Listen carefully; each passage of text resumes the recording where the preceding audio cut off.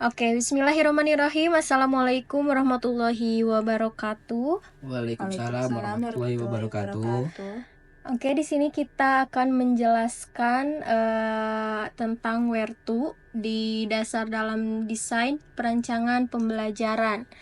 Nah, di sini saya dan narasumber akan tanya jawab tentang masalah desain perancangan pembelajaran tersebut. Nah, di sini kita akan menjelaskan dari W-nya itu apa, H, E, R, E, dan T juga O-nya itu seperti apa. Nah, sebelum kita lanjut ke tanya jawab, di sini saya sudah mendatangkan 3 narasumber. Kita akan perkenalkan dulu satu persatu narasumbernya. Yang pertama ada narasumber dari yang cowok. Nama saya Muhammad Hairul Insani. Oke, yang kedua ada narasumber yang kedua. Siapa namanya? Oke, bersama saya Mas Satya. Oke, narasumber yang ketiga. Nama saya Miladia Nurunisa. Oke, di sini sudah ada kedatangan 3 narasumber nih yang akan tanya jawab tentang perancangan pembelajaran where to. Oke, kita mulai saja ya di tanya jawabnya. Yang pertama itu tentang lembar kerja W atau where is it going and why gitu, yang akan dijawab oleh narasumber Hairul. Oke, siap Bapak Hairul? Siap. Yang langsung aja ya, kita pertanyaan nomor 1 nih Pak. Apa tujuan pembelajaran Bapak tentang lembar kerja where ini? Baik, tujuan pembelajaran saya di lembar kerja W itu adalah agar peserta didik tidak hanya memahami konsep yang diajarkan, tetapi juga mampu menerapkan dalam kehidupan nyata. Sebagai contoh, jika materinya adalah tentang manajemen waktu, mereka diharapkan dapat membuat jadwal yang efektif untuk kegiatan sehari-harinya. Oke. Itu tujuan pembelajaran Bapak gitu ya. Oke, kalau pertanyaan kedua nih Pak, bagaimana posisi kemampuan peserta didik dilihat dari tujuan pembelajarannya itu seperti apa? Posisi kemampuan peserta didik itu saya identifikasi melalui asesmen awal, baik berupa diskusi, tes diagnostik, atau pengamatan aktivitas mereka di kelas. Dari situ, saya dapat mengetahui sejauh mana pemahaman mereka dan menentukan langkah pembelajaran yang sesuai selanjutnya. Oke. Terus mengapa tujuan pembelajaran itu harus seperti itu gitu?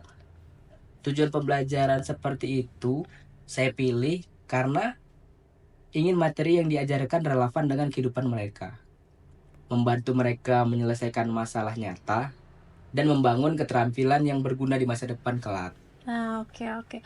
Selanjutnya, tentukan untuk kinerja dari 6 unjuk kerja itu gitu. Gimana Pak? Untuk unjuk kinerja, saya memilih bentuk proyek kolaboratif, misalnya membuat presentasi solusi atas suatu masalah nyata. Ini memungkinkan mereka untuk bekerja sama, berpikir kritis, dan menunjukkan kemampuan mereka secara praktis. Gitu. Nah, pertanyaan terakhir dari lembar kerja where is it going and why ini, yaitu kira-kira nih, apa kriteria yang akan dinilai untuk dipahami? Untuk kriteria yang akan dinilai adalah sejauh mana mereka memahami konsep yang diajarkan, mampu menjelaskan ide-ide mereka, dan seberapa baik mereka menerapkannya dalam unjuk kinerja yang diberikan. Selain itu, kemampuan mereka bekerja sama dalam tim juga menjadi salah satu aspek yang saya nilai. Oke. Berarti itu tentang lembar kerja W ya, atau where is it going and why. Nah, terus selanjutnya nih tentang lembar kerja H atau hook the student. Ya, di sini saya ada 5 pertanyaan juga untuk Bapak Hairul. Yang pertama nih, tentang lembar kerja H itu, bagaimana caranya menggugah pemikiran untuk melibatkan semua peserta didik dalam ide-ide besar dan melakukan unjuk kinerjanya, Pak. Seperti apa? Baik, untuk menggugah pemikiran dan melibatkan semua peserta didik, Saya biasanya akan mulai pembelajaran dengan pertanyaan provokatif seperti apa yang akan terjadi jika listrik di rumah kita mati selama 1 minggu penuh? Atau menggunakan media visual seperti video pendek yang relevan. Tujuannya adalah membangun rasa penasaran siswa sejak awal. Gitu.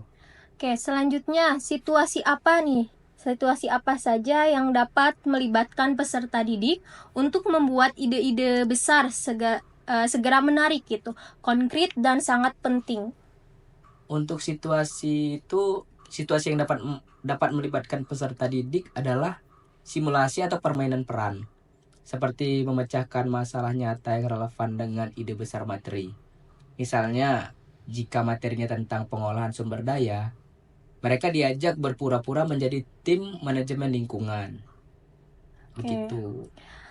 Kemudian nih, pertanyaan selanjutnya, bagaimana pendekatan penyampaian materi sehingga menghasilkan minat dan keingintahuan terhadap materinya? Penyampaian materi dibuat menarik dengan pendekatan interaktif seperti diskusi kelompok kecil, demonstrasi langsung, atau eksperimen. Dengan begitu, peserta didik merasa materi ini penting dan relevan bagi mereka. Begitu. Oke. Terus peluang macam apa yang bisa menopang minat pelajar, terutama ketika keadaan pembelajaran terasa sulit? Menurut saya, peluang yang bisa menopang minat peserta didik saat pelajaran terasa sulit itu dengan memberikan aktivitas yang menyenangkan seperti kuis interaktif, proyek kreatif, atau sesi eksplorasi bebas di mana mereka boleh mencoba cara-cara unik yang menyelesaikan tugas mereka. Oke, nah mungkin ini pertanyaan terakhir buat Bapak Herul ya. Pertanyaannya itu, apa saja hambatan yang menimbulkan kecilnya pengambilan resiko, rendahnya imajinasi, dan kurangnya berani untuk mempertanyakan dan ketidakmampuan memutuskan gitu? Untuk ini tuh banyak ya, tapi di antaranya itu seperti hambatan yang sering muncul tuh seperti takut salah, kurangnya imajinasi, atau rasa enggan bertanya. Nah, itu tuh dapat diatasi dengan menciptakan lingkungan belajar yang aman. Misalnya memberikan penghargaan pada usaha mereka, meskipun hasilnya belum sempurna, dan mendorong diskusi yang terbuka tanpa takut dikritik. Begitu. Oke. Terima kasih Bapak Herul ya, sudah memberikan jawaban tentang lembar kerja W dan lembar kerja H. Oke, di sini saya akan lanjut nih ke lembar kerja E tentang explore, equip, dan experience yang akan dijawab oleh Ibu Mila. Oke, siap Ibu Mila? Oke, siap. Oke, kita akan tanya jawab dengan Ibu Mila. Yang pertama yaitu bagaimana caranya peserta didik akan terlibat dalam mengeksplorasi ide-ide besar dan pertanyaan penting. Oke, jadi peserta didik itu akan terlibat dalam eksplorasi ide-ide besar melalui kegiatan yang memancing rasa ingin tahu mereka. Kayak misalkan contohnya itu diskusi tentang pertanyaan penting, atau eksplorasi sumber informasi terbaru, atau observasi terhadap fenomena yang nyata yang terjadi di sekitar mereka. Contohnya kayak mereka itu diajak mengamati bagaimana teknologi memengaruhi interaksi sosial. Oke, itu caranya ya. Nah, mungkin pertanyaan selanjutnya, kegiatan belajar apa nih untuk penampilan kemampuan puncak siswa? Seperti pekerjaan rumah dan pengalaman di luar kelas, apa yang diperlukan untuk memungkinkan peserta didik mengembangkan dan memperdalam pemahaman mereka tentang ide-ide pentingnya? Untuk menunjang kemampuan puncak mereka, saya akan mengadakan kegiatan seperti belajar berbasis proyek. Jadi nanti akan merancang solusi atas suatu permasalahan yang siswa itu pilih sendiri. Nah, tugas di luar kelasnya juga bakal diberikan, kayak misalnya wawancara atau pengumpulan data sederhana, yang dimana hal tersebut itu untuk mendukung pemahaman mereka secara lebih mendalam. Oke, terima kasih. Itu tentang lembar kerja explore, equip, dan experience gitu ya. Dan selanjutnya saya akan bertanya nih ke Ibu Mila juga tentang lembar kerja R gitu, atau rating, revisit, dan revisis ya. di sini saya akan bertanya. Yang pertama, bagaimana peserta didik akan dipandu untuk memikirkan kembali pemahaman mereka tentang ide-ide pentingnya gitu. Oke, jadi peserta didik itu akan dipandu untuk memikirkan ulang pemahaman mereka dengan cara membandingkan ide awal peserta didiknya pada saat mereka sebelum belajar dengan apa yang telah mereka pahami setelah melalui proses pembelajaran. Nanti diskusi reflektif atau tugas untuk menulis ulang pemahaman mereka akan menjadi bagian dari strategi ini. Oke. Pertanyaan selanjutnya nih, bagaimana produk dan pertunjukan peserta didik dapat ditingkatkan melalui revisi berdasarkan penilaian diri dan umpan baliknya? Jadi produk atau penampilan peserta didik itu dapat ditingkatkan melalui umpan balik yang spesifik, baik itu dari guru maupun dari teman sejawat mereka yang sesama siswa. Setelah itu, mereka diberi kesempatan untuk merevisi dan memperbaiki karya mereka. Misalnya, setelah presentasi proyek, mereka diperbolehkan untuk menyempurnakannya berdasarkan masukan yang diberikan. Oke. Nah, ini mungkin pertanyaan terakhir ya buat Bu Mila. Bagaimana peserta didik didorong untuk merenungkan pembelajaran dan kinerja mereka? Untuk mendorong refleksi, saya menyediakan waktu khusus di akhir pembelajaran, di mana nanti mereka itu menulis atau berdiskusi tentang apa yang telah mereka pelajari, tantangan yang mereka hadapi, dan juga bagaimana cara mereka mengatasinya. Nah, ini tuh akan membantu mereka melihat perjalanan belajar mereka secara utuh. Oke, baik. Terima kasih ya Ibu Mila sudah menjawab tentang lembar kerja E dan lembar kerja R. Nah, di sini saya akan memberikan pertanyaan juga ke narasumber saya yang terakhir, yaitu Bapak Mahar. Oke, siap Bapak Mahar untuk tanya jawabnya?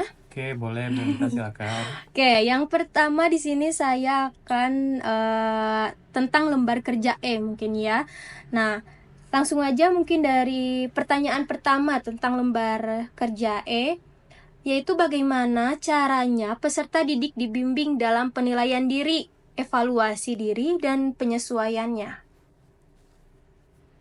Oke, peserta didik ini dibimbing untuk melakukan penilaian diri melalui rubrik yang jelas, seperti menilai sejauh mana mereka memahami materi, apa yang sudah dilakukan dengan baik, dan apa yang masih perlu ditingkatkan. Oke.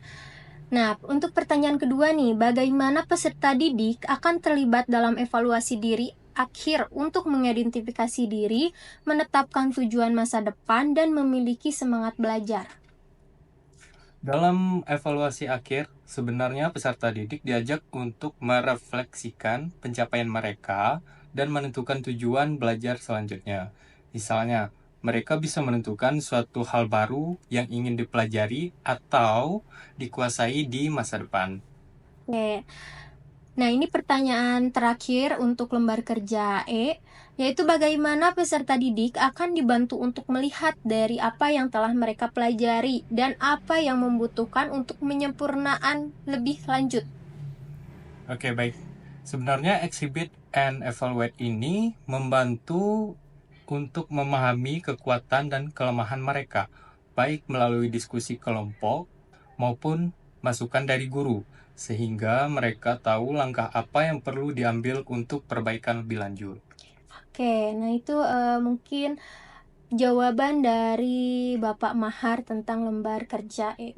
Oke, yang selanjutnya kita bakal tanya jawab tentang lembar kerja T, tentang Tailor to Student gitu ya.